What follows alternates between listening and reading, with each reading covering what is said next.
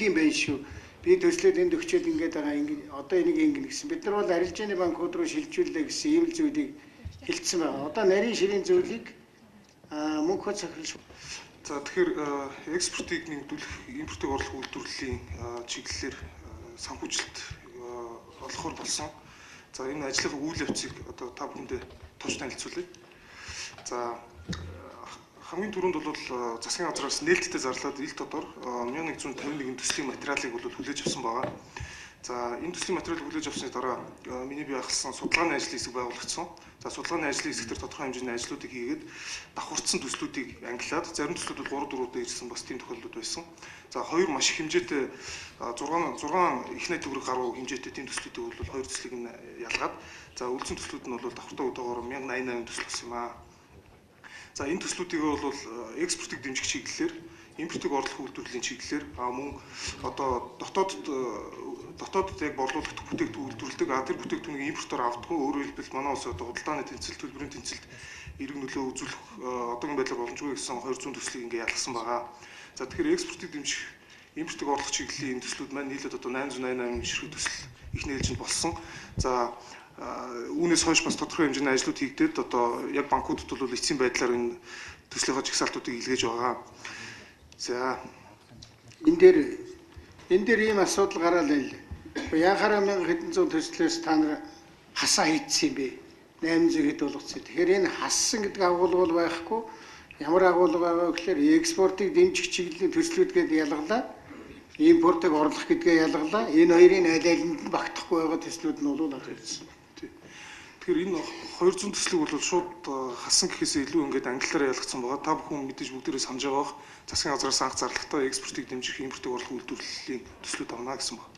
За төслүүдийг хүлээж авснаас хойш бол судалгааны ажлын хэсгээр бол маш их ажил хийгдлээ. За энэ дээр бол бүх төслүүдийг ангилж дэлгэрэнгүй мэдээллийн баазтай болсон байгаа.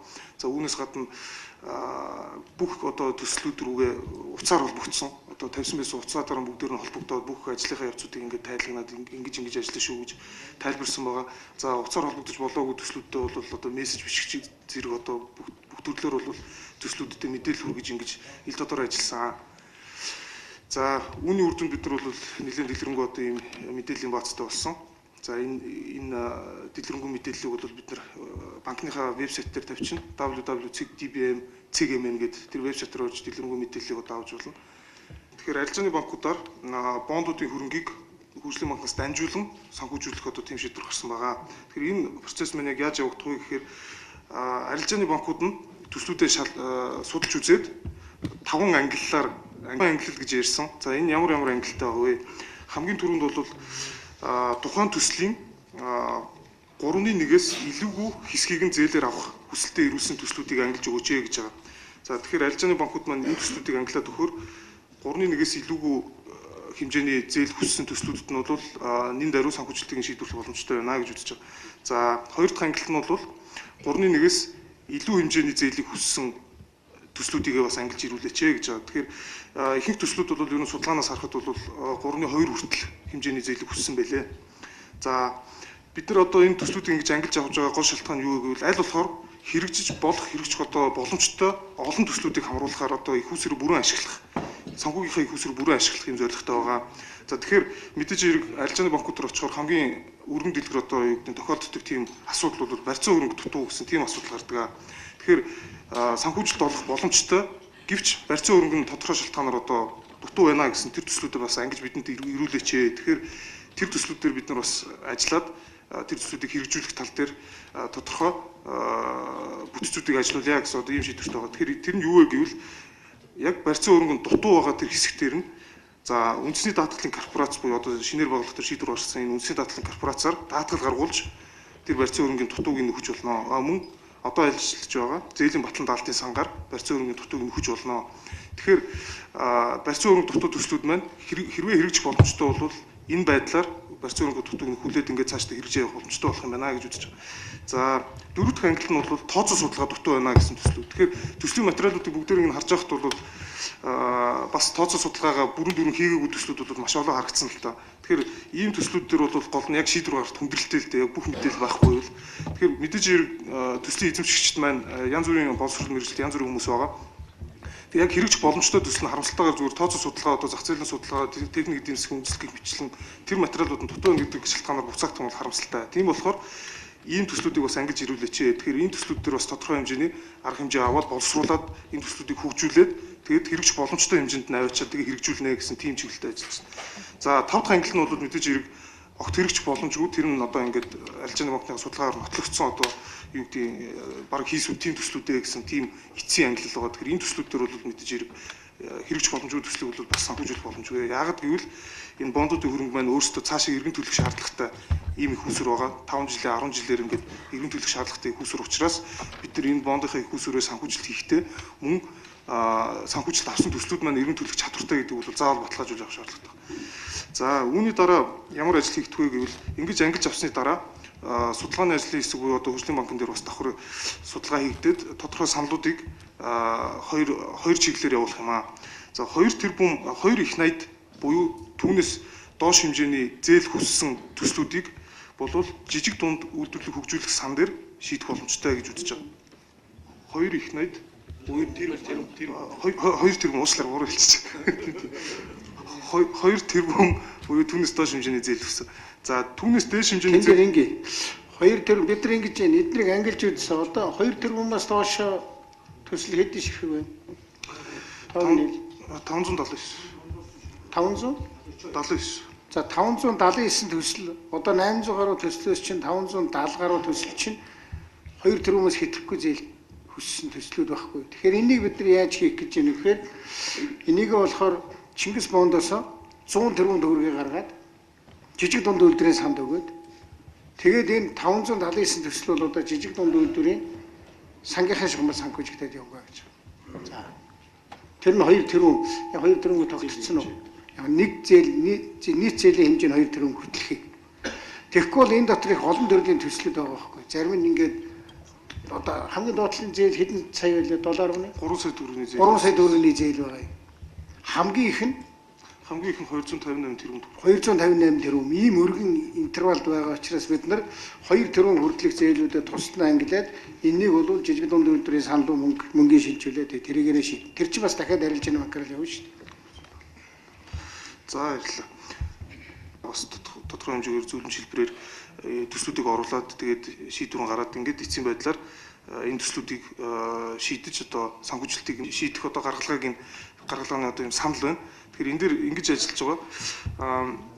Манай дотоодд тооцоо судалгааны дутуу тэр төслүүдийг цаашд ингээд боловсруулах боломжтой бас байгууллагуудын бүтцүүд тодорхой хэмжээгээр үйл ажиллагаа явуулж байна. Нэгэнт бэлэн байгаа энэ бүтц рүүгээ тооцоо судалгаа дутуу төслүүдэд явуулаад тэднэр гүйцээж боловсруулад тэгснийхэн үндсэн дээр энэ төслүүд дээр шийдвэрээ гаргаж болох юм байна гэж үзэж байгаа. Тэгэхээр яг яаж үүн дээр ажиллах вэ гэвэл эхний л тоо игээд өөрөө тэг жагсаалт гаргаж өгөхгүй бол хүмүүс яг хаана хандхаа мэдэхгүй. Тэгэхээр тэр жагсаалтынхаа дагуу айл нэг байгууллагын сонгоод тэр ажлыг хийлгүүлэх юм аа. За зардал нь яаж шийдэгдэх вэ гэвэл эхний ээлжинд төсөл эзэмшигч нь тэр боловсруулалтынхаа зардлыг өөрөө гаргаад за яг тэгж байгааг гэвэл тэр төсөл эзэмшигч нь мэдээж иргэдэд төслийг хэрэгжинэ гэдэгт бол бүрэн итгэж байгаа хүн байгаа гэж ойлгож байгаа. Төслөө бол 100% итгэлтэй энэ бол хэрэгжинэ гэсэн тийм хүн байгаа гэж ойлгож байгаа. Тэгэхээр тэр хүн маань тодорхой хэмжээний одоо нийт зээлтэйг харьцуулахад магадгүй хамгийн ихэр утгад нэг 10% хүртэл тийм хэмжээний зардлаа эхэлж гаргаад материал нь ингээ гүйцэд бүрдээд ингээ судалгаан дууссаад боловсрж дууссаны дараа тэр зардлыг нь эргүүлээд тэр хүний авах боломжтой тэр зээлд нь шингээгээд буцаад нөхөд олгоод явъя гэсэн одоо ийм саналтайгаар ажиллаж байна.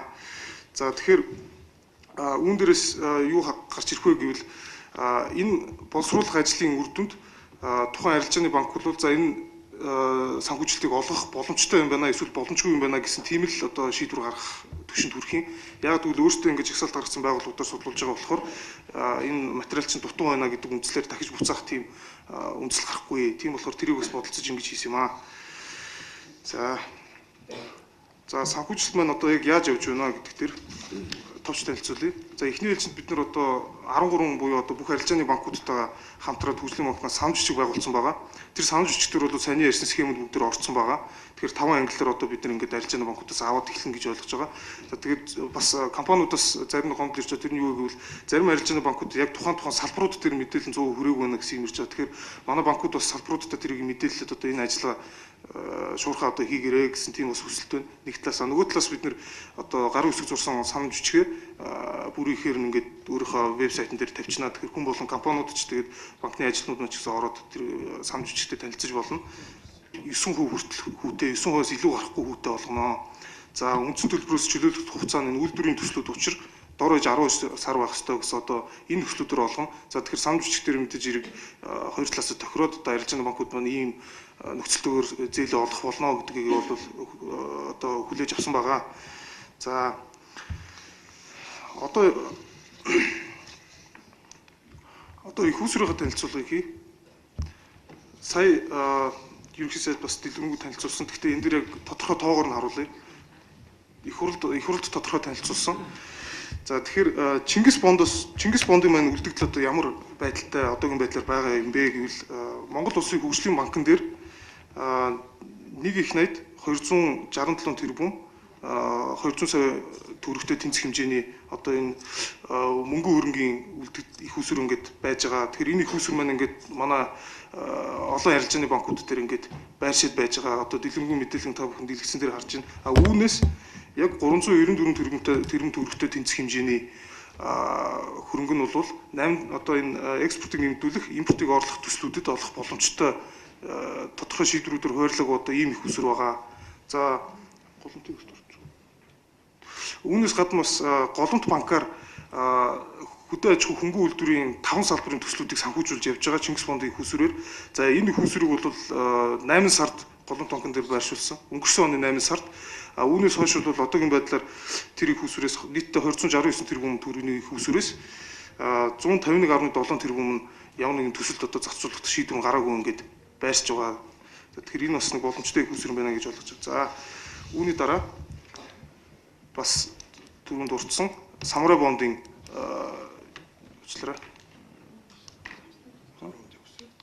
Самурай бондын их усүр маань байгаа. Тэгэхээр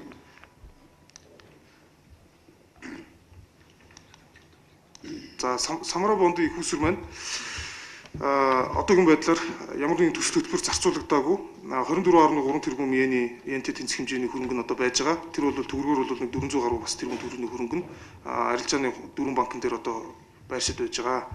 За баярлалаа. За ижлэн хамгийн сүүлчийн өснөгч байж байгаа л дээ. Хамгийн сүүлчийг нь юу харуулж байгаа гэхээр сая өнгөрсөн 5 дахь өдөр их хурл дээр тайлгнасан Чингис бондын мөнгнөөс маань одоо 1.2 их 80 хэмжээний мөнгө бол байгаамаа. Энэ маань тэр ардалын дугуй нь болохоор арилжааны банкуд дээр ямар банкнд хичнээн хэмжээний мөнгө байрч байгаа юм бэ гэдгийг харагдаж байгаа. Тэгэхээр өнөөдөр бидний уулзалтын гол зорилго бол за нөгөө нэг их 80 мөнгө чинь бол байгаад байгаа юм байна. Энийг бол арилжааны банкудаараа дамжих юм байна. Би харилцагч арилжааны банкн дээр очих юм байна. Харилцагч арилжааны банк нь саяны 5 ангиллаар зээлүүдээ ангиллаад тэгээ боломжтой гэсэн зээлээ бол хөгжлийн банкнд мэдүүлэн хөгжлийн банк тэрнийхэн дагуу мөнгө өгнө. Тэгээс хөгжлийн банкуд энэ өхгүй гэдэг юм ярихгүй шүү дээ. Арилжааны банк л эцсийн шийдвэр гаргаад ирүүлсэн байхад бол хөгжлийн банк мөнгөө шилжүүлээд явна. Мөнгөө шилжүүлнэ гэж үндсэндээ манай мөнгөний арилжааны банкуд дээр л байж байгаа шүү. Тийм байгаа шүү дээ. Маш их усүр арилжааны банкуд дээр байгаа. Тэгэхээр одоо энэ аж ахуйн эрхэлж байгаа хүмүүстэй юу ч хэлэх гэж байна вэ гэхээр арилжааныхаа банктай маш ойрхон хугацаанд хурдан тулж ажиллаач. Дээр нь манай арилжааны банкудад би хэлэх гэж байна. Бидний Чингис бондын маш их мөнгөтэй байгаа энийг гаргаач. Гаргаж өгөхгүй байна. Голомт банк одоо дахиад энд бид нар нэг ярьсан дахиад ярив. 274 төгрөг нод 8 сард байршуулсан. Одоо хэд гарчаад байгаа? Гарцсан шалаагүй 64 гарсан. Яг зээл гарсан 63 тэрбум гэсэн үг. Шийдвэр гарсан 120 байхгүй. Гарцсан нь бол шийдвэр гарсан 120 гэдэг чинь тал хөрөхгүйд нь шийдвэр гарч байна. Одоо 5 сар боллоо шүү. 5 сар гэдэг чинь одоо хэдэн баруун жиж яах болж. Тэгэхээр наад чинь гарахгүй байна. Одоо энэ дээр өнөөдөр шинжиж хийдэг гэдэг дээр энийгээ бас ярих гэсэн. Засагт мөнгө нь байна уу? Байна. Хөгжлийн арилжааны банкуд дээр байрсан байна уу? Байна. Аж ахуйн нэгжүүд дээр мөнгө нь очиж чинь очихгүй.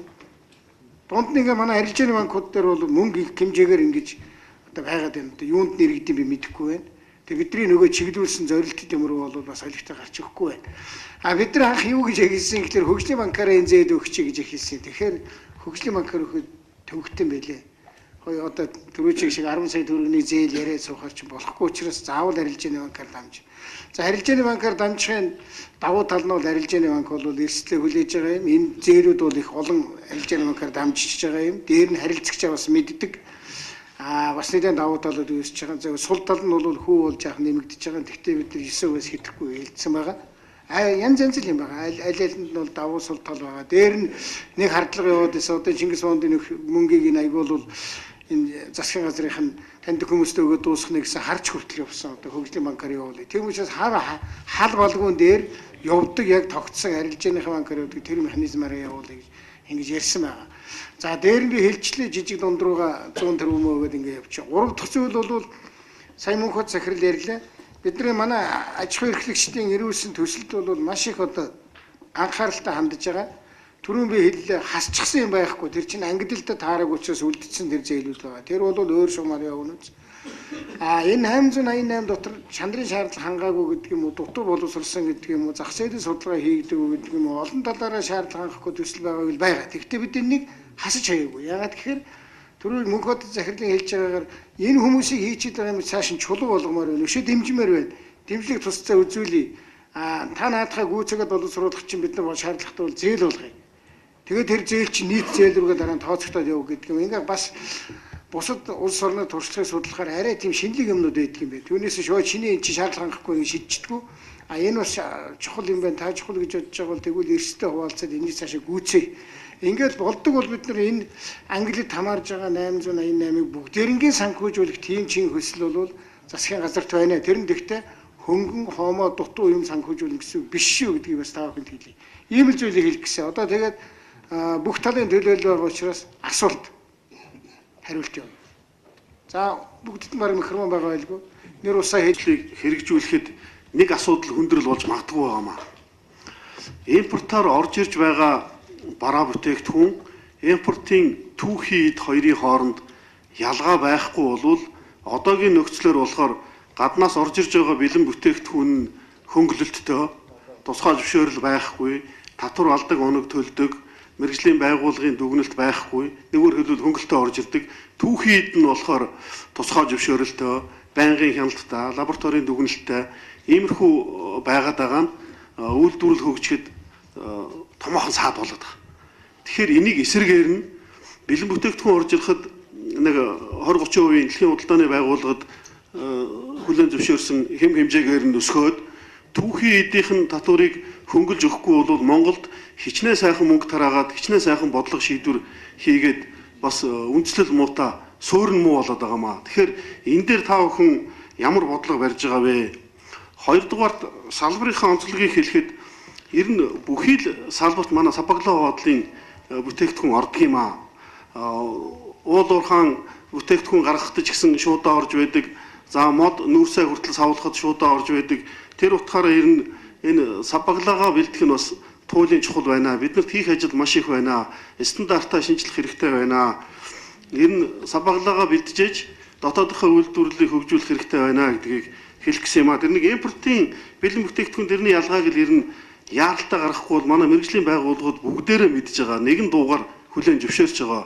Ойрын үед энэ дээр хийгдэх ажил байна уу гэж тавлах гэсэн. За баярлалаа. Гэж сандагтай байна. Тэр ч утгаар одоо ингээд та сая Сабаглаа хөдлөөс асуудал ярьлаа. Би ганц жишээ дурдсан шуудаа байгаа шүү дээ. Уутнуу тийм биз? Хамгийн жоохон 1 кг утаас ахуулаад 2-3 тонны уутнууд байж байгаа. Тэр уутуудаа Монголд хийдэг болох гэж. За нэг үеийн уутууд хийдэг болоод эхэлсэн тийм үү? Гэхдээ тэрнийхээ түүхий эдийг тэрийг түүх материалын авчир энд ойж байгаа бол одоо өнөөдрийн орчсон төслүүдээр нэлээд олон тийм байлээ. Тэр зөвхөн материалын орж ирэх биш те. Материалын Монголд хийдэг болоё гэсэн төслүүд энэ дотор байж байгаа. Өөрөөр хэлэх юм бол эндээ эцсийн бүтээгдэхүүн болох процесс илүү Монголд явдаг. Энэ төсөл бид дэмжиж явна гэсэн утгаараа энэ явж байгаа гэж. Дээр нь гэх юм бол галын тарифын зөвлөл гэж байдаг. Галын тарифын зөвлөл дээр болохоор импортын барааны одоо тариф хэмжээг хэдээс шууд байх гэж. Бид нар гадаа дэлхийн худалдааны байгууллагад орсонтой холбогдуулаад галын тарифын хэмжээг бол 20 хүртэл нэмэх хэрэгтэй байгаа. Дэлхийн худалдааны байгууллагаас. Тэр утгаараа бид нар ямар бараан дээр 20 хүртэл тарифыг нэмэх үү? Ямар барааг нь тийм үү? Тэг хүртэл хөнгөлөх асуудал бол энэ болгохтойгоо уялдаад хийгдээд явна. Саяхан одоо галын тарифын зөвлөлийн одоо бүрэлдэхүүн тодорхой хэмжээ өөрчлөж авч бас энэ чиглэлээр засахаас өргөгдсөн байж байгаа энэ чиглэлээр ажиллаад та бүхэн сандыг сонсоод хамтарч ажиллах бол бэлэн байна. За баярлалаа. За өөрөөс Би захирал Болд байна. Тэгэхээр алтан тос Монгол Алтан тос компанийн захирал. дарахных мөн үү? Дархных. За.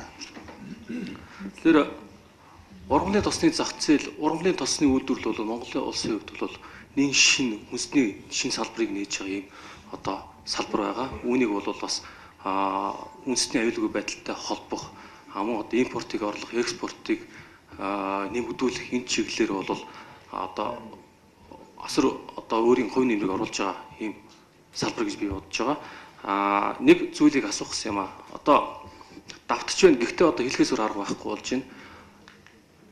Ургамлын тосыг оруулж үйлдвэрлэхэд бол түүхий тосын буюу одоо түүхий эдийн бол гадааднаас оруулж ирдэг. Энэ оруулж ирэхэд бол нөөтийн татвар 10%, гайлын татвар нийт 15.5%-ийг бол төлдөг. Тэгэхээр энэ төлбөр бол одоо асар их дарамт бол ганцхан ургамлын тосны салбар дээр бус салбар дээр бол үзүүлдэг гэж бодож байгаа. Тэгэхээр та бүхний зүгээс бас энэ тал дээр ялангуяа нөөтийн тал дээр, нөөтийн татврын тал дээр бас арга хэмжээ авч өгч амун цаашдын ургамлын тосны салбарыг хөгжүүлэх тал дээр бас хэмжих тал дээр ажиллаж гэж үзэж байна. За тийм. Ер нь сая Батбаяр сайд хэлжлээ. Гайлын тарифын зөвлөл за бас нөөт бид нар нөгөө 100 хоногийн хүрээнд шийдчих болно. Тэгэхээр гайлын тарифын зөвлөлд цуцсан шийдлээ тэгээд манай дээр нарийн бичгийнхнаас ажил ирсэн байж байгаа. Тийм учраас би мэрэгжлийн холбоотуудыг салбар тийм үү өөрсдөө ямар бүтээгдэхүүн дээр тарифын тийм ямар байвал зөвхөлтөд саналаа ирүүлээ бид нартай бас хэлцэл болохыг та бүхнээс урьж байна. Дээр нь судалгаагаа бариад ирэх хэрэгтэй. Бид чинь тэр талаасаа ярьж тийм биз дээ. Бидний гол зорилго бол үндэсний хөлөөр дэмжих. Аль болохоор Монголдоо бэлтгэл хэлэх гэж байгаа байхгүй. За одоо саяны асуудал давхардахгүй шиг ерөнхийдөө хоёр давхарсан. За тэндээс хойно. Тэгэхээр бүр одоо энэ Монголын эдийн засагт маш их том байр суурийг эзлэх буюу үнэхээр бодиттой хувь нэмэр оруулах төслүүд бай гэж бодъё. Тэгэхээр арилжааны банк дээр очихоор яалтчгүй нөгөө арилжааны банкнууд маань эрсдлээ өөрсдөө үүрэх болохоор энийг ямар нэгэн бүр одоо бодлогоор дэмжих тийм зохицуулт хийгдэх болов нэгд хоёрт за тийм бодлого байлаа гэж бодоод энэ төрийн банкн дээр ирлээ гэхэд шалгаруулалт нь ер нь олон нийтэд нээлттэй ил тунгалаг байвал ямар юм бэ? Бас манай оюутлын салбарынхны ер нь хамгийн гол бэрхшээл асуудал нь ерөөсөө барьцаа хөрөнгөл байгаад байт юм л та. Тэгэхээр одоо энэ салбараас нь одоо тухайн яг хамгийн үр өгөөжтэй төслийн одоо авч үзэх юм уу? Яагаад тэгэхээр энд маш олон салбар байгаа. Барилга ингээл энэ хүнстэй тэгээд оюмл бүтээгдэхүүн хөнгөн үйлдвэрлэл гэх. Тэгэхээр энэ салбараас нь ингэж сонгож яах юм бол сонгон шалгаруултыг ер нь ил тод явуулвал ямар юм болоо хаана бас хідэн төгрөг аваад буцаагаад бид нар ч хариуцлага хүлээн өгсөн хүмүүстэй ч гэсэн бас нэр цэвэр авах юм болов л гэж ийм ер нь ямар хөө санал юм бол манай салбараас тийм үү хідэн төслийн орцсон байна уу? Тэ? Газар зүйн байшингийн хувьд өгчин чадлын хувьд одоо хэд байх ёстой гэдэг бодлого салбар дээр ярих ёстой. Тэгэхгүй бол нэг салбарын нэг байшинт байх хэд олон төсөл зэрэг явна гэх юм бол тэр чинь өөрөө эргүүд борлуулалтын дээр очиод хэцүү үед үүсэн шүү дээ. Тийм учраас төрийн бодлогоос юу гэж үзэх юм бас өнөөдрийн манай одоо худалдаа авалт эрэлттэйгээ уялдуулж байршилтайгаа уялдуулж ийгдэх болно. Тэгээд аль төсний урдаа явахт мэдээж аль төрийн шалгаж төсөөлж явна зүйл шүү дээ. Тийм учраас би мэрэгжлийн холбоотуудыг өөрсдөө салбарын авч үзээд бүгдээ нээлттэй учраас тэгээд салбар дээр имдгүүлэлт гараад энэ төслүүд дээр бид нар ийм байршлаар ийм өгчин чадлаар энийг дэмжих бодолтой байсан бас салбар бодлоо бид нар тэрүүлэх нь юу гэж ажиллах юм илүү үр дүнтэй болох гэж бодож байна. За тэгээд сая Богот захирал хэллээ манай хөгжлийн банкны захирал энэ төсөө бүгд нээлттэй ойж байгаа. Арилжааны банкудаас бид нар санал ирнэ шүү дээ. За ингээд саяны 5 хуваасан байдлаар ирлэхэд энэ бүгдийг бид нар бүгдээрээ сайтан дээр ил байлганаа. Тийм учраас та бүгдийг хяналтуул бүрэн болцоотой. За баярлалаа. 7 хоногт одоо та нар хэлж байгаа шиг 7 хоног өхнийг тийм мэдээлэл систем рүү орохгүй бол бас болохгүй байна. Энэ банкуд дээр байж байгаа төслүүд маань ямар хөө байдалтай яваад яаж санхүүжигдэж байгаа талаар мөнхбат захирал одоо 7 хоног өхөн мэдээлэл өгөө сайтан дээр тавих хэрэгтэй. Тэр банкуд дээр байсан тэр төслүүд бол ингээд санхүүжигдлээ. Яг тэр чинь хэд статустай байгаа. Эсвэл одоо шийдвэр нь гарлаа. Тэгээ санхүүжилт нь хэллээч гэдэг юм. Ийм байдалтай нэг жаа ил тод болгоё. Одоо бид нарт бас нэг дутагдал байна нэг үг хэлэхэд маш их мөнгө арилжааны банк дээр байршиж байна. Хэн өгөөд яагаад байгааг бид бас мэдгээ болцсон. Тийм учраас одоо мөнх хот захирал дээр энэ өч. Нөгөө нэг ажил бол засгийн газар ингээ за арилжааны банк шийдгээ хаяхгүй. Энэ удаа бид нар арай өөрөөр үзэж байна. Тийм учраас бид нар өөрснөө явж тухайн салбарын шинжтэй олон төслүүдтэй бас танилцж байгаа. Гэхдээ засгийн газар танилцсан үед засгийн газар шууд өг гэдэг шийдвэр гаргах гэсэн үг биш. Гэхдээ бид нар бас чухал одоо шаардлагатай байгаа импортыг орлох, экспортыг дэмжих төр чиглэлийн юмнууд дээр бид бас анхаарал тавья. Түрүүнд мөнх хот захирал хэлсэн хэрвээ үнэхээр зээлийн чиг хөрөнгө баталгаа хүрэхгүй байвал бид нар өөр даатгалын янз бүрийн одоо хэлбэрүүдийг нэвтрүүлээ. Туслыг дэмжиж гэж. Сая бид нар жишээлх юм бол хоёрын хөвшлүүд маань өөрснөө зээл аваад босгож аваад цементийн их олон 3 төрлийн үйлдвэртэй танилцсан байна. Зис молибдены нэг үйлдвэртэй танилцсан. Тэгэхээр бид нар тэднийг одоо дутаж байгаа санхүүжилт юм уу, нэмэлт санхүүжилтэнд нь одоо яаж дэмжих тухай ярьж байгаа. Энэ шиг энэ дөрөвдүгээр бид нар бол Монгол улсад гар утсыг одоо хийх гэж байгаа 4 компани байгаа юм байлаа. Энэ 888 дотор орсон. Тэр 4 компанийг бас бид нар сонсъё гэсэн. Бид нар сонсоод бас арилжааны банкнахантай ярмаар байна. Та нар маань яг одоо энэ дээр онцгой анхаарал тавиад өгөөч, хурдтай ажиллаад өгөөч. Ийм байдлаар одоо засгийн газар бол бас зүгээр суухгүй 7 хоногт бид нар 2 удаа энэ төслүүдийн явцсан зарим төслүүдтэй танилцахын ажлыг хийн 7 хоногт 1 удаа мэдээллийг бол бас ил тод тавья. Түрүү чи ямар юм гэлээ чи нэг вебсайтын нэрийг хэлдэг. Тиймээс манай одоо Монгол даяарт ажиллаж байгаа бүх компаниуд бол аль дуртай банка, өөрийнхөө арилж банкыг сонгож авчих болцоо байж байгаа. Нөгөөд ус хэлэх хүсэж байна. За асуулт. Тэр хойно гэсэн. За нэгдсэн үндэсний байгууллагын ерөнхий нэр бичгээр банкын мөн Монголд альчсан. Төрийн ордон цаг үеийн өөрчлөлтөөр лекц уншсан. Тэр лекцэнд миний виз суужгаад Монгол орныг дэлхийн хүнсний нөөцийн түшис газар органик натурал брэнд бүтээгдэхүүн үйлдвэрлэгч орн болгоочхой гэж саналаа тавьсан. За сая Аз намхан талын бүсийн ПАВ-ын 32 дугаар хурал болсон энэ мессеж бас дахиж хэлсэн. Ерөнхий сайд бас дэмжиж хэлжсэнийг санаж байна.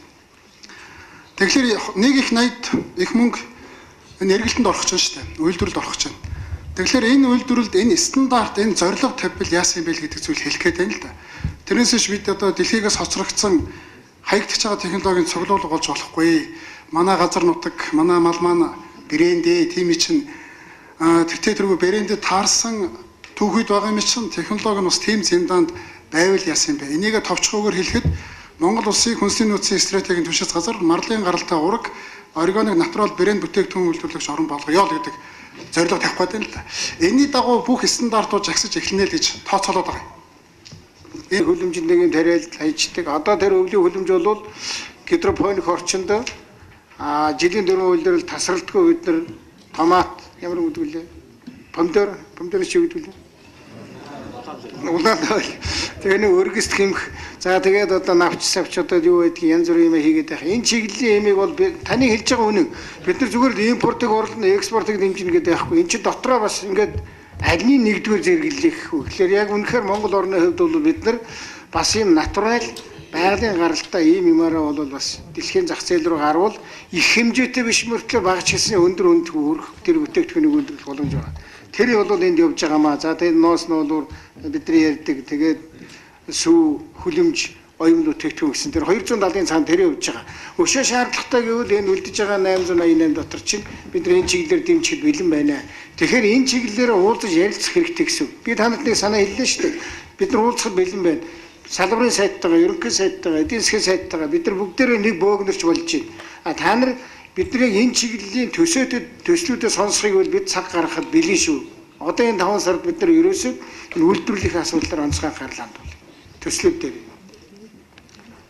Яг ингээ арилжааны банкн дээр ирэхлээр нөгөө барьцаа байхгүй гэдэг юугаар хасагдаад ингээд ирж байгаа. Жишээлхэд бид нар орчин үеийн 300 үнэний фермийг байгуулъя гэхэд Голланд улсаас үнийн санал авахд бүх тоног төлхөөр хүлээж авах нөхцлөөр сая 950 мянган евро гэж байгаа байхгүй. Тэглээ зэрэг энэ мөнгийг ерөөс арилжааны банкд гаргахгүй. За хоёрдугаарт нөхөр авъя гэхэлэр нөгөө байр байхгүй юм чинь бид нар тэр ашиг шимийг авах тохиромжтой тоног төхөөрөмж байр байж тэрнээс ашиг шимээ авч дараад нь зээлээ төлөх болдог. Гэтэл энийг бас барьцаа гэж үздэг. Тэгэлэр бидэнд ийм их хүндрэлтэй байгаа. энэ их мөнгөний барьцааг олно гэдэг асуудал их чухал асуудал болчиход байгаа. Тэгэхээр энэ барьцаалж байгаад зээл авал яалсан. Энэ саналыг ер нь арилжааны банкуд тавьж өгөөч гэж нэгдүгээр хүсэл. Хоёрдугаарт нь бид нар л тас заавал 2 хүн явж шинжилгээ хийнэ гэж байгаа. За ялангуяа бид нар бол Европын орноос үхэр авна гэд ингээд тооцоо хийхлээр тэр хүнийг одоо олон улсын мал эмнэлгийн шугамаараа яг шинжилгээ энэ төр өгөөд ном журмаар нь ирэх ийм юм дээр дахиад мэрэгжлийн хяналтаас 2 хүн явуулна гэж байгаа. Тэгэхээр тэр зардлыг бид даах болж байгаа. Тэгэхээр бид нар энэ улсуудын тэртээдэргүй яг норм горим журмаараа явдаг ийм байгууллагуудтай харьцаж байгаа үед тэр хүний хэрэггүй тэрний оронд 1 юм уу 2 үхрээ нэмж авчирвал боломжтой юмаа гэсэн. Тэгэхээр ийм за яг харахгүй манай ерөнхийд нь бас нэг юм хэлчихье. Хэдэн дэрүүн гаргыг хэд гарсан ихлэ тоогоо хэлсэн. Сүүнд 13.5 сая доллар гаргыг гисэн. Эндээс 7.4 сая доллар нь одоогийн байдлаар шийдэгдчихсэн байгаа юм. Тэгвэл хагас шийдэгдсэн юм шүү дээ. Танаа тий бас ер нь барьцаа хөрөнгөөс л үүдэлтэй ерөнхийдөө шийдэгдэж байгаа дээр таны хэлж байгаа шиг хэдүүлээ схем хаяа л да. Ер нь яг манай засгийн газар дээр ингээд ажил хийгээ явахад нэг тулж байгаа бидний мэддэггүй юм их тулж байна. Тэр нь одоо ингээд барьцаа хөрөнгөнд дутчвал тэрнийг яаж янзлах вэ? Бид нар тийм учраас засаг дээр ярьж байгаа зээлийн баталгааны зээлийн батлан даалтын сан гэж бол байгаа л да. Арай жоохон том агуулгаар нь зээлийн даатгалын сан бас бий болгоё гэдэг ингээ ярьсан компани. Тэгсэн манай даатгалын дэндээс сонсч ирээд энэ засаг ирнэ хийх юм хийдгүү дандаа хүний булаацалж яах. Та нар бидний даатгал руу орлоо. Вэ чи болоо чиний даатгал руу огтороо гэдэг машин дэрэг мэрэгсэд юугаа даатах. Бид нар чинь одоо таны зовлон хуваалцах гэдэг нь шүү дээ. Та нар чинь зээл авах гэсэн чинь зээлийн чинь нөгөө барьцаа хөрөнгө хүрэхгүй. Тэгэхээр бид нар нэг зээлийн даатгалын компани байгуулад төр хувийн хвшил хамтраад зээлээ даатгадаг болъё гэсэн. Зээлийн даатгалын сан гэдэг нэлээд мөнгө цуглуулж аваад ийм схем явж байгаа. Таны хэлж байгаагаар ч хэлсэн бид нар дэмжлэг үзүүлж болох байх. Сүүгээ барьцааж болдог үгүй мэдэхгүй байна. Ядаж үнэ нөхрөөд ирэх юм чи үнэ нөхрийг барьцааж болох юм уу яах юм. Ингээд нэг арга сам хаяа. Нөгөө хийх гэсэн арга хайна гэж уг нь арга хайгаад байгаа. Тэгтээ цогтгэрэл сайдын цөөж эдний дээр байгаа 270-аас та нар бүтэн жил өнгөрөхөд 60 гарна гэдэг бол ер нь их муу байл гэж бид хэлээд байгаа. Хөдөөж хон чиглэлийн 6 төслөөс 5 төслөөс тэгээд энэ бол муу байгаа. Тэгэхээр муу байгаа гэд цогтгэрэл дэд сайдыг загнаад яах вэ? Ер нь саяных шиг ингээ механизм олохгүй өчнөө хүн удаад байна. Би бас хүлэмжийг судлаж хүлэмжээр бол угралаа бодлоо нэлээд олон хүн ярьсан чинь хүлэмж шийдсэн байл шүү дээ. Тэрний өөрөө банкных нь шийдэж байгаа юм байл. Өөр нэгэн бизнес биш банк нь өөрөө тэгээд нөгөө барьцаа хөрөнгө тавиад банк нь өөрөө хийнэ гэдэг ингээд явцсан.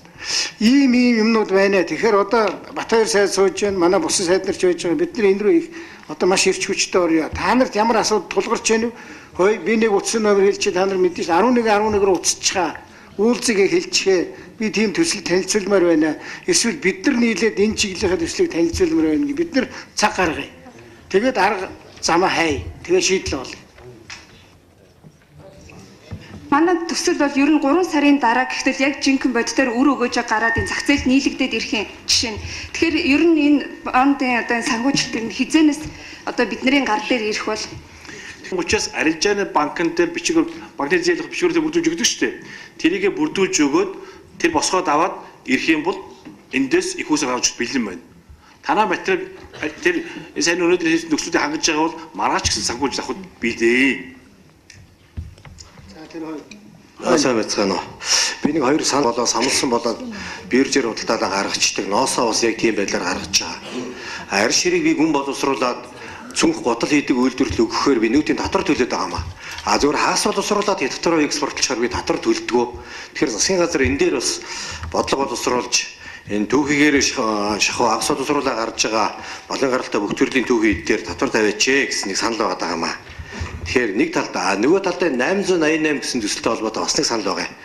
Энэ 888 дээр Монголын арь ширний салбартай холбоотой боловсруулах үйлдвэрийн нэлээд хэдэн төслүүд явж байна лээ. Mining, construction, megawatt эдгээр гэсэн тийм нэртэй.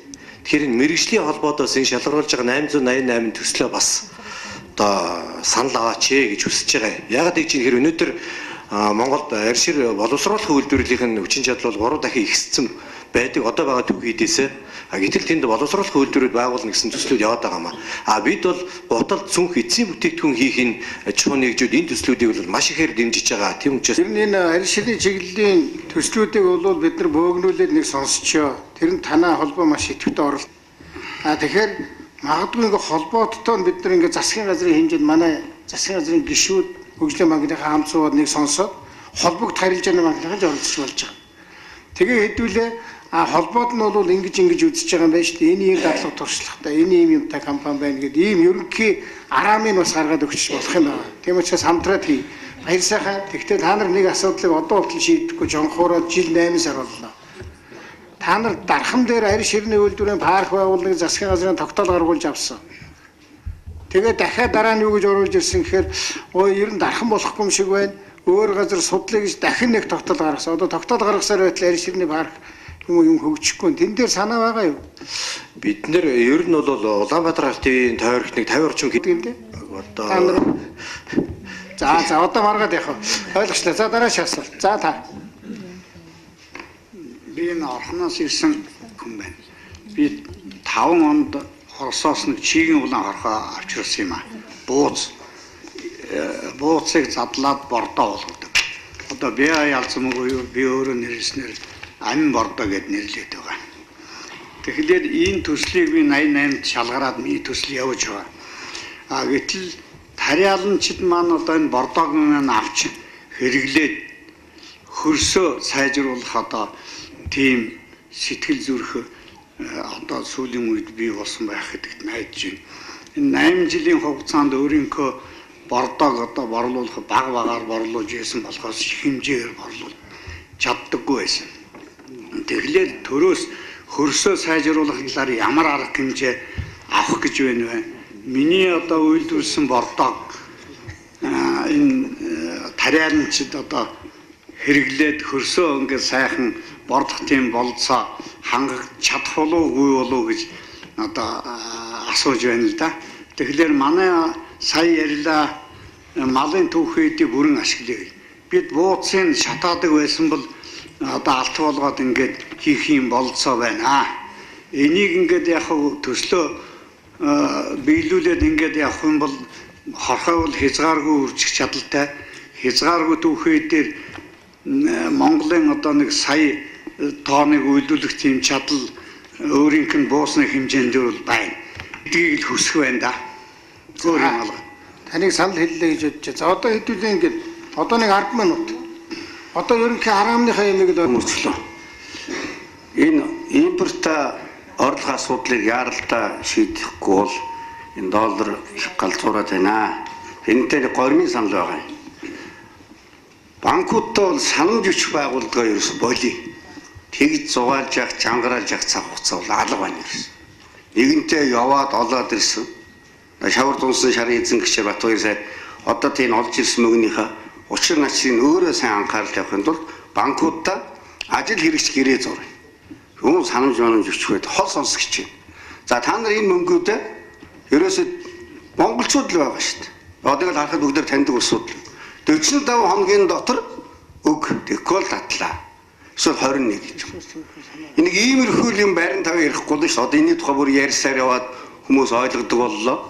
Тийм учраас санамж өчхөө ажил хэрэгч гэрээ болгоё гэж бодож байна. За дараа нь хөгжлийн банкнаар худалдан авалт нь энд би ойлгож байна л да. Импорт орлоны эх орноо сайн болгон валютын гингсэн сайхан төсөл залуучууд төслүүд байгаа. Яг худалдан авалт нь хүлээгч байгаа төслүүд энэ дотор миний ойлголтоор 100 төсөл байгаа. Оюут толгой за та нар чадсан бол хийгээд ир гэдэг ч юм уу. Худалдан авалт нь хүлээж байгаа төсвийг Батбаяр сайд өөр дээр аваад энийг шийдээд өгчээч. Батбаяр сайд би танд яаж энэ хоёр тийш ингээд хаа би ч бас яг ингээд тааж инээгээ би ч инээж байгаа л яа. Яг худалдан авалт нь хүлээгч байгаа нэг миний бодлоор бол 100 төсөл байна. Үнийн дүнээр нэлээх. Эдгэр ч юм бол яаж яах вэ? Хугацаа заагаад байна шүү дээ. Шөл миний нэг мэддэг төсөл байна. Оюут толгой авъя гэж байгаа. Бусуул гэдэг усаа худалдан авалтаа төслөө үйлээ хөгжим баг өөрөө өгчөөч.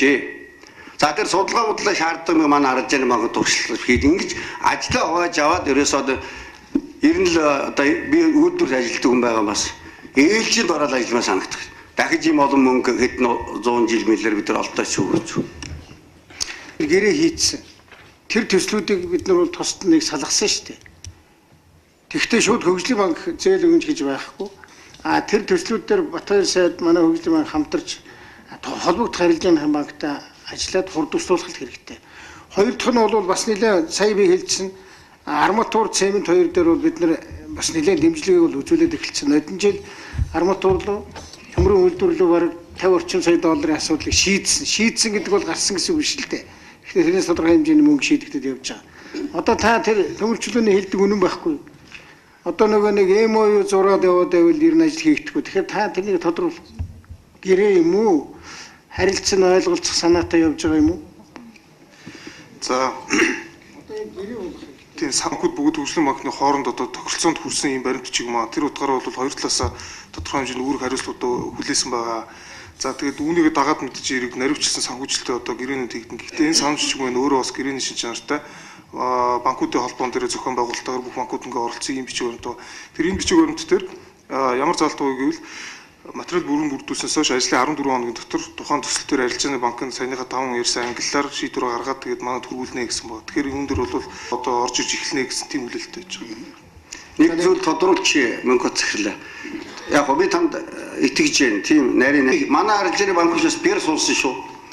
Яг гэрэг хийгээд бол таны гэрэгч биелүүлнэ өөрийнхөө гэрэгч биелүүлнэ. Та санамж ичгээд нэг бас өөрөөр ойлгочих.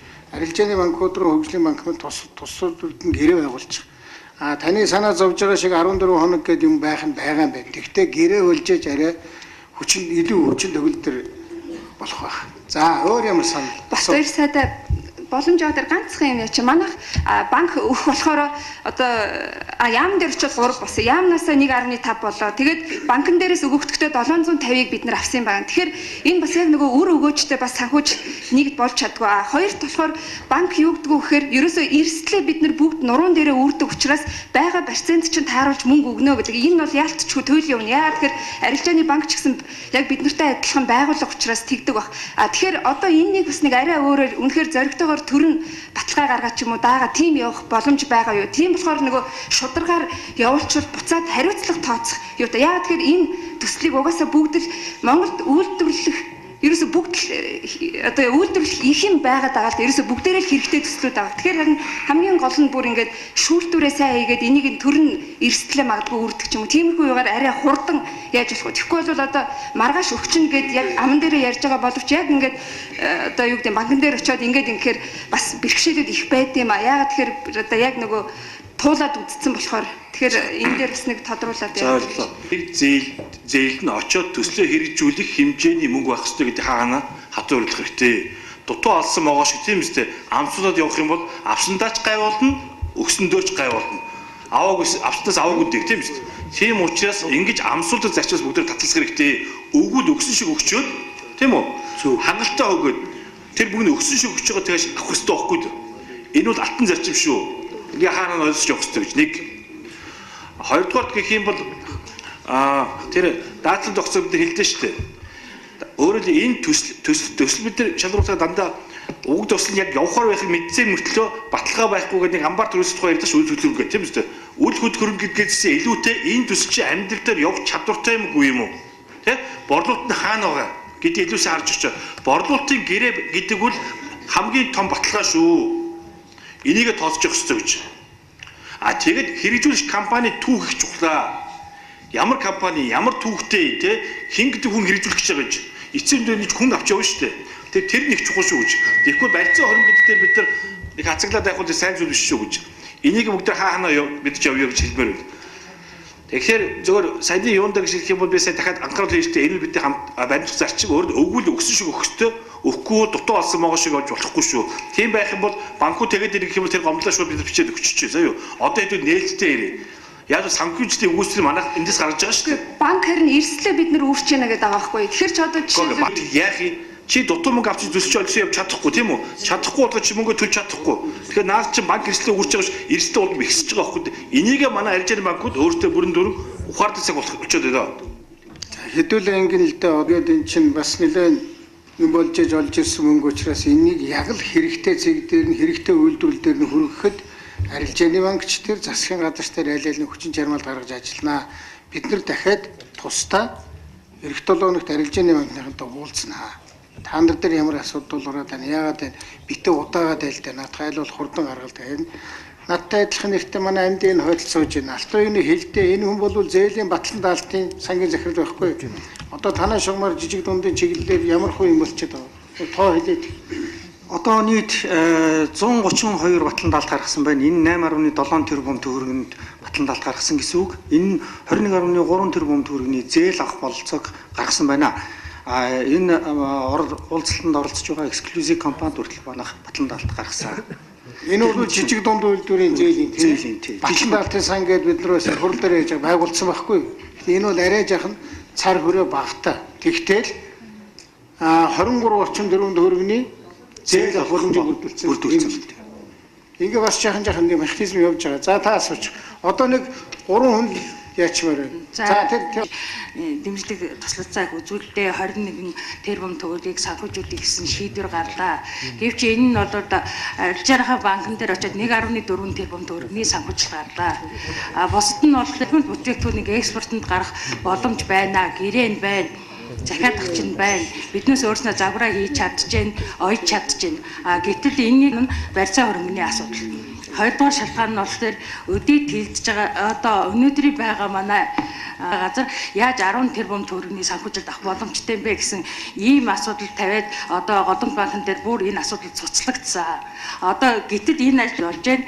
Тэрнээс гадаадын захиалгууд орж ирэх бүрэн боломжууд нь бүрдчихэд байна. Гэтэл одоо энэ асуудлыг бол одоо банкн дээр очиод бүр цуцлаад ажиллаа. Одоо инфляц зэрэг энэ салбар дээр, оюутны салбар дээр бид нар бол явж ирсэн мөнгө бол гаднаас ирээд Чингис бондоо босгоод Йений бонд босгоод 1.58 тэрбум доллар олоод ирсэн. Очин бол төгрөг бол 2.5 ихнээ төгрөж жоохгүй. Тал нь одоо төслийн санхүүжилтөд гараа авчихсан байж. Тал нь даасан дээр байж. Гэтэл хамгийн нэг хэсэг байх үс тийм үү? Илүү салбарын бодлогыг өөртөө авч явдаг. Дээр нь гэх юм бол энэ зээлийн баталгаатай холбоотой тэгвэл данга заржийн банкуудыг бүх хэрэгслээ та нар өөрчих гэх юм бол тэр чинь бас зовлонтой шүү дээ. Тэгэхээр энийг хийж юмсууд явах совч. Тэгэхээр энэ тал дээр яг мөнгөнд байгаад нь шүү дээ. Одоо ч хуучин мөнгөнд байхгүй гэсэн одоо мөнгөнд байгаа мөртлөө тэрийг ашиглаж чаддаггүй марцсан байдал очоод байгаа хгүй. Тэгээд дээр нь одоо манай арилжааны банкудтаач бид нар одоо уулзъя гэдэг нь барьцааг хөрөнгөө авил аавна өгнө. Тэгэхгүй л өөр юм бол байхгүй гэдэг ингээс суугаад шүү дээ. Гэтэл одоо үнэхээр одоо олон жил ажилласан гэрээтэй цаана нь бол одоо нөгөөх нь худалдаад авдаг газартаа ийм юм дээр яадгийг бид нар юм бас нэг шийдэж чадахгүй бол асуудлаар очиод мөнгө төгжигдэж байна. Маш их мөнгө төгжигдэж шүү. Би одоо тэрийг л хэлээд байна. Тэгэхээр бид өшөө идэвхтэй ажиллая. Одоо уртудаа яриад яах вэ? Би ийм хэлчихье. Цаана гэрээтэй түрүүн төмөр чулуун захирал хэлсэн. Цаана гэрээтэй одоо энэхэр болчихно гэдэг ингээд санхүүжилтэн шаардлагаж байгаа юмнуудыг бид нар л хандаах чи холбоо уг нь зохион байгуулж ирвэл бүр их сайн байгаа. Манай холбооны чиглэлээр төчрийн төсөл байгаа. Энэ дотроосаа гэрээтэй төд байгаа. Гэхдээ нэгийн босгоо шаваалгаад явж итэл одоо нэг 3 метрийн үлдчихлээ. Энэнийг ингээд өгөөч гэдэг. Иймэрхүү нэг зовлон жаргалаа мэддэг нөхдүүд нь хамтраад богино руу хүрээд ирэхэд бол би ерөнхий сайдад хэлж цаг гаргахад бэлэн байна шүү. Холбогддог газар ч юм бол 11 төв байна. 11 төвтэй бид нар өдрөөх нь гүйлгээд харчдаг юм учраас ингээд явъя. За одоо нэг ганц асуулт авч. энэ авчихсан. Байна тэр ардтал эмэгтэй хөргөсөн. За та. Хүнс хөдөө аж ахуйн яамнаас манайх руу зээл судалж болно гэж бичиг хийж өгöd байгаа байхгүй. Одоо жишээлбэл энэ хөдөө аж ахуйн болон хөнгөн үйлдвэрийн чиглэлийн 5 чиглэлээр гэтэл одоо их усрын Голомт банкн дээр байдаг. Тэгээд харилцагч нар биднээс мөнгөө нэхэд одоо судал гэсэн юм чинь та нар судлаад олох хэрэгтэй гэдэг. Одоо яаж шийдэх нь тодорхойгүй, яанаас асуухаар хариу өгдөг, Голомт банк нь бид нар мэдхгүй гэдэг, эсвэл Голомт банктай дамжуулан зээлдэх гэрээ байгуулах хэрэгтэй мó? Энэ дээр тодорхой чиглэл өгөөч, нилээ хэдэн харилцагч нар маань ирчээд ингээд бидрийг шахаа шаардаад байна гэдгийг хэлмэ. Та нар судалж байгаа шийд чинь тэнийг зөндөө ярьчих. Сайн байна. Би эд цогтон компани захирал болдгий ч юм байна. Манайх тэгээд нэг хүсэх юм байна. Нэгдүгээр бид нар энэ бизнес хийхэд санхүүгийн зах зээлийн тогтвортой үйл ажиллагаа маш хэрэгтэй. Бид нар ингээд бизнес эрхлээ явж идэл санхүүгийн тогтворгүй талаас болоод эдний виз алдагдaltaй болоод улмаар ажлын байр алдах ийм нөхцөлд бол орж байна. Ийм учраас энэ одоо энэ бондын мөнгөтэй энэ банкны хонсууд яаж харьцаж биднэрт өгөх юм? Бид нар бол одоо 90 оноос хойш яадаг байсан гэхээр ерөөсө цүнхэндээ банкнаас мөнгө зээл аваад тэгэл ганцхан 8 хэлбэрээр ингэж санхүүгийн зах зээл бол хөгжиж ирсэн. Өнөөдрийн байдлаар бол манай санхүүгийн зах зээл яг тэр 90 оны одоо ганцхан 8-ны үеийн ийм хэлбэрээр хуучин хэлбэрээр одоо явж байна. Энэ одоо хар захын 8 энэ тусмаа ингэж яваад тахлаар хөгжөөд байдаг учраас одоо энэ үйлдвэрлэл хөгжихэд бол маш одоо эсрэг нөлөөлж байгаа. Ийм учраас товчхон банкны үнээс би асуух гэж байна. Энэ санхүүгийн зах зээлийг товторжуулахын тулд ямар баргар хөтөлбөр хэрэгжүүлж энэ мөнгийг тараах тэр асуудлыг хичээх байна. Хоёрдугаар би энэ хөдөлмөрийн зах зээлийн талаар асуух шаардлагатай байна. Энэ хөдөлмөрийн зах зээл тогтворжуулахын тулд засгийн газраас ялангуяа одоо үндэсний хөгжлийн газраас одоо ямар програм төвшүүл ямар арга хэмжээ одоо зохион байгуулах вэ? Ерөөсөө энэ хоёр л тогтвортой байхад бол улс орн байгууллагын компани хөгжих ёстой. Тэгэхээр хөдөлмөр тэр за та хариулж болд. Банкныхаа асуудлыг За энэ хөгжлийн банктай байгуулсан санал жишгийн талаар нэг тодруулахыг гэсэн. Энэ санал жишгийн дараа банк хөгжлийн банкны хооронд дамжуулан зээлдвэлэх гэрээ хийх банкуд маш амжилттайгаар хэрэгжүүлж байгаа. Тэгэхээр энэ хэрэгжүүлсэн юм биш шүү дээ. За одоо өнөөдөр ингэ шинжил шийдвэр хэдвэр уулзлаа. Мөнгө байна уу? Байна. Аж ахуй эрхлэх төслүүд байна уу? Байна. Банк байна уу? Байна. Засаг байна уу? Байна. Бүгд байна. Тулж ажиллая, шахаж ажиллая. Гэрээгээр нь шахая. Гэрээнийхээ үүргийг биелүүлэхгүй бол бид нар мөнгө авъя гэж хэлье. Тийм ээ? Дээр нь та нар маань төслөө сайжруулах чиглэл дээр бас онцгой анхаарах. Мэргэжийнхээ холбоодоор бас жаахан бөөгнөрөөдөх. Бид нар лөө жаахан 11 төгрөгөөр дамжуулаад зарим юм сонсохын үзүүлээ харуулъя гэдэг ингээд хэдүүлээ байгаа нэг их найд мөнгө маш хурдтай ашиглаж Монголд бүтээцгээе. За баярлалаа. За яг бид нар чинь дандаа л уулзж идэг юм чинь одоо та ийм болоод ийм байна.